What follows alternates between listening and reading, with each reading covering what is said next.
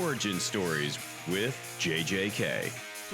Jarrett Krosoczka. Hi, my name is Jarrett J. Krosoczka, and this is the Origin Stories podcast. I have not produced new episodes in a bit. I've been very busy with my own books. I'm trying to get it back up and running. Look, it is incredibly easy to start a podcast. It's very difficult to keep a podcast going. But I have some interviews lined up with some of my graphic novelist and author illustrator friends.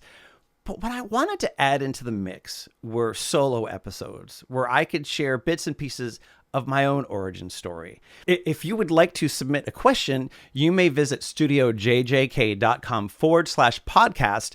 There at the bottom of that page, you'll find a little portal in which you may upload video or audio of your questions. So you have to be a grown-up or an older teen in order to do this independently. So if there are the young authors and illustrators out there, please get your grown-ups help. So submit your questions and I will get to answering them. And I look forward to hearing what you'd like to know about. Today, I'd like to talk about something we don't often talk about, which is professional jealousy. Professional jealousy is a very real and a very ugly emotion. I've been on both sides of that coin, and neither feel good.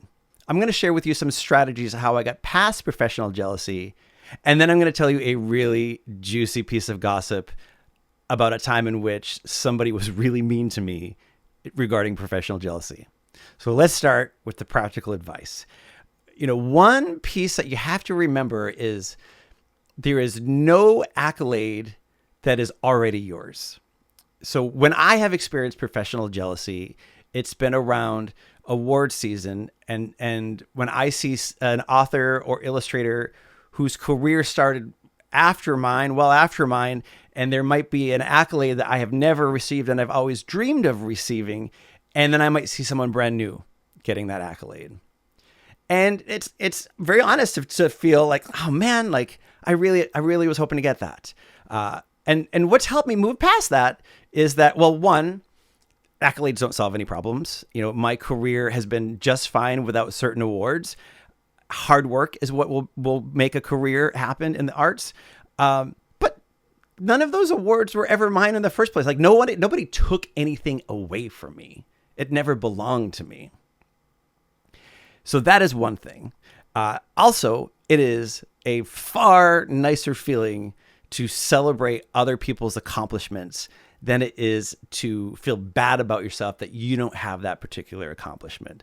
I have taken so much more joy in celebrating my friends and colleagues' success than any of the times where I felt sad that somebody else got something great and I didn't.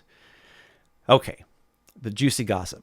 When I was a senior in art school, one of our teachers, she got a call from McGraw-Hill. McGraw-Hill is they're a publisher of educational material.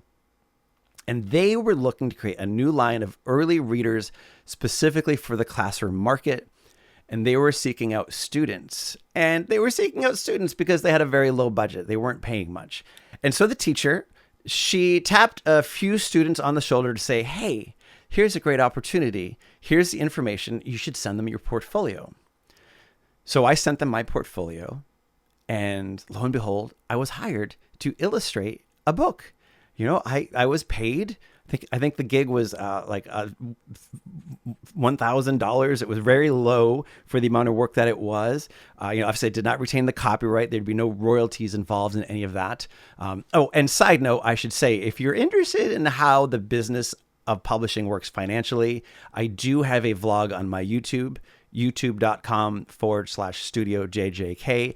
that breaks down how the business of books works. Anyhow, sorry, ADHD moment. Let me get back on track. I was hired to do one of these books, and I was illustrator only. That taught me, even though I was in art school and I was about to get my bachelor's of fine arts in illustration, it taught me that, oh, wow, I am a writer first. I am a writer before I'm an illustrator. And in fact, I'm a writer in my illustrations as well, because just illustrating someone else's words and having that art director be so specific about what I had to draw was not fun. I didn't enjoy it, but I'm not going to complain. I was getting paid. But what I did was I gave the project my all and I got it in on time.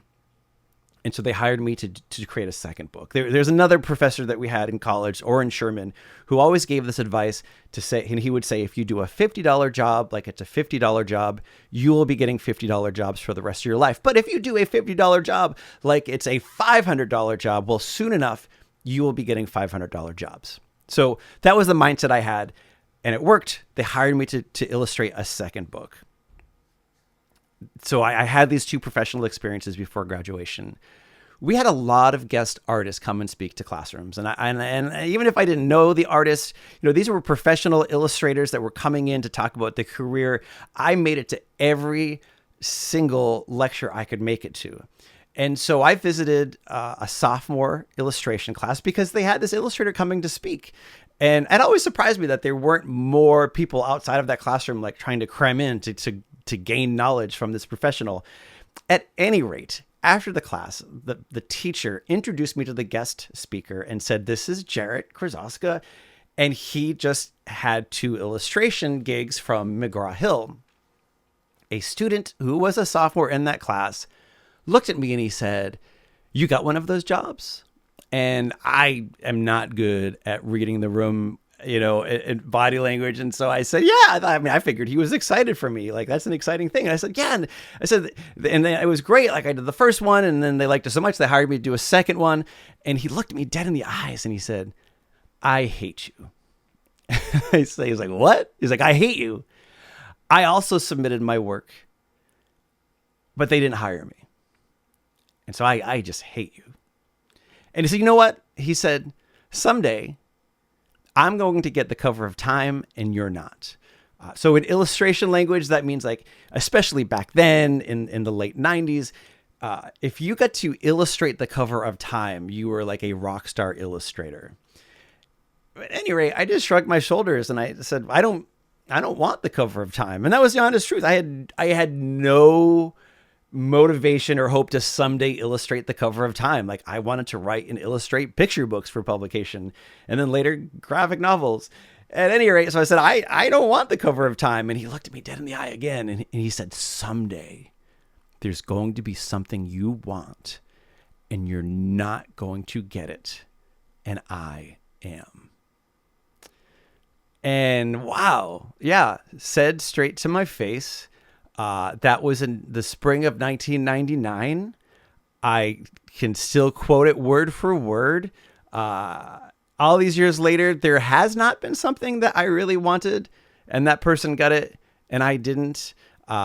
Karma is a real thing. I'm not sure what that particular person is up to professionally right now, other than I did see that he was on the roster to teach at the art college I went to. I went back to lecture and I saw his name on the list. I didn't run into him.